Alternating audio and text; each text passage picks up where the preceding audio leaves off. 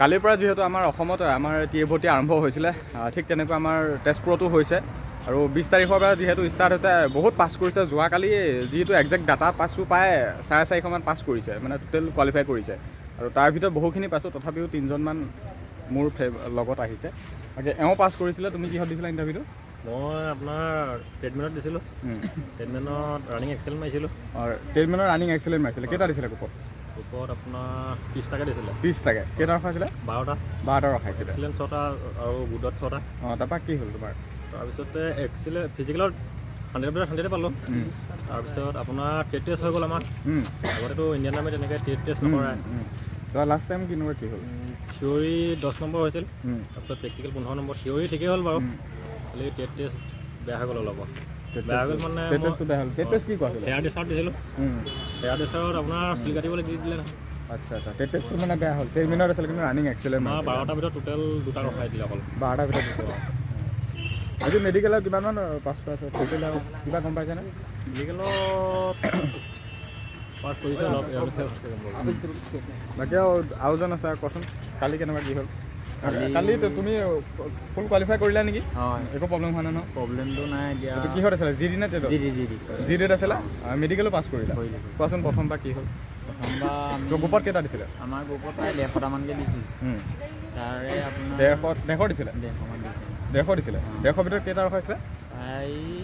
17-16টামান ৰাখিছে 17-16টামান এক্সিলেণ্ট আহিছোঁ বাৰু এক্সিলেণ্ট আহিছে ফাৰ্ষ্টে নে ফাৰ্ষ্টত নহয় মই 2 নম্বৰ কেইটামান ৰখাইছে এক্সিলেণ্ট এক্সিলেণ্ট 6-7টামান ৰাখিছে 6-7টামান তাৰপিছত গুডো ৰাখিছে বাকী মেডিকেল লগালগ হৈছে মেডিকেল লগালগ বাকী 4 পাকে টেষ্ট ফৰ চলমাৰ যিটো গ্ৰাউণ্ড হয় 4 পাকে দৌৰিছে আৰু মানে টোটেল কিমানমান কোৱালিফাই মইতো যিখিনি গম পাইছিলোঁ প্ৰায় 450 মান যোৱাকালি পাছেই কৰিছে বহুত পাছ কৰাইছে যোৱাকালি আজিৰ তাৰিখত নাই কৰা আজিৰ তাৰিখত 5টা 4টা তেনেকৈ ৰখাইছে আজি 21 তাৰিখত তাৰপৰা তোমাৰ ল'ৰা পাছ কৰিছে প্ৰথম খালি মেডিকেলত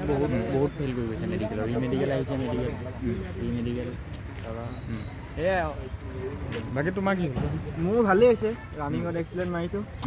আৰু গোটেই মেডিকেল চব ভালেই হৈছে চব ভাল একেলগে দৌৰিছিলা নেকি একেলগে তুমি ৰানিং এক্সিলেণ্ট ৰানিং এক্সিলেণ্ট কেইজনমান ৰখাইছিলা এক্সিলেণ্ট আমাৰ 3টা ৰখাইছিলে আমাৰ গ্ৰুপত বাকী গুড 4টা ৰখাইছে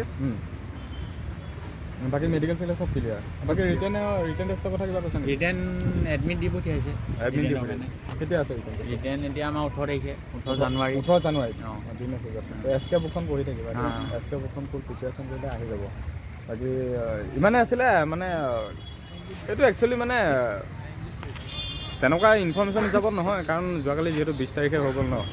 ভৰ্তিটো গতিকে সেইটো হিচাপত জনালোঁ 20 তাৰিখত কেনেকুৱা কি হ'ল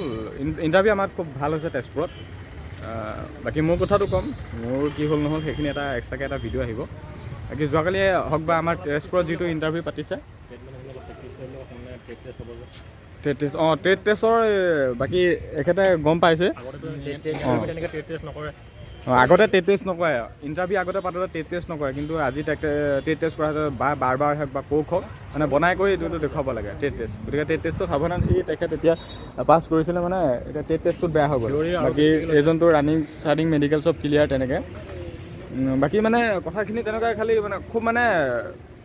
যিটো মানে যোনে যিটোত আহিছে পূৰা মানে বিচাৰিছে তেনেকুৱা খালি ইণ্টাৰভিউবিলাক ভাল হৈছে যোৱাকালি হওক বা তেজপুৰত ভাল হৈছে শিলচৰতকৈ যোৱাবাৰ যেতিয়া মই বহুত ভাল হৈছে ইণ্টাৰভিউবিলাক ভাল হৈছে সেইটো মানিব লাগিব ভাল হৈছে গতিকে শিলচৰক বাকী কথাটো নকওঁ খালি আমাৰ তেজপুৰত ইণ্টাৰভিউবিলাক ভাল হৈছে পাছ হওক ফেইল হওক মানে টেট টেষ্টটো ভালকৈ হেৰি কৰিব বাকী তোমালোক কৰিছিলা যোৰহাটত তোমালোক যোৰহাট টিয়কৰ